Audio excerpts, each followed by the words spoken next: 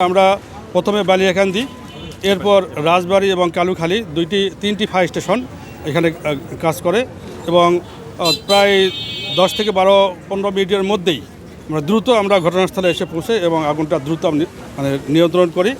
এখন পর্যন্ত আগুনের ড্যাম্পিং ডাউনের কাজ চলছে। এর মধ্যে আমাদের 3 জন ফায়ার ফাইটার আমাদের অসুস্থ হয়ে পড়ে গেছে, তাদেরকে আমরা হাসপাতালে পাঠিয়ে দিয়েছি। কাজ চলছে।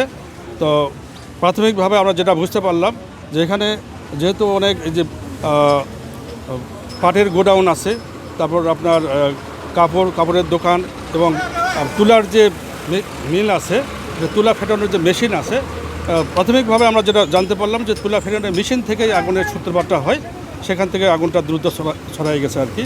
তো আমরা পরবর্তীতে আরও ভালো করে তদন্ত করে দেখে আমরা ক্লিয়ার জিনিসটা বুঝতে পারবো কী কারণে ঘটনা ঘটেছে। প্রায় যে কোনো অগ্নিকাণ্ড এটা আমাদের জন্য দুঃখজনক। আমরা খবর পাওয়া মাত্র আমাদের ফায়ার সার্ভিস তড়িৎ ব্যবস্থা নিয়েছে। আমি শুনেছি তাদের অতিরিক্ত যে ইউনিট আছে সেই ইউনিটও এখানে এসে কাজ করছে।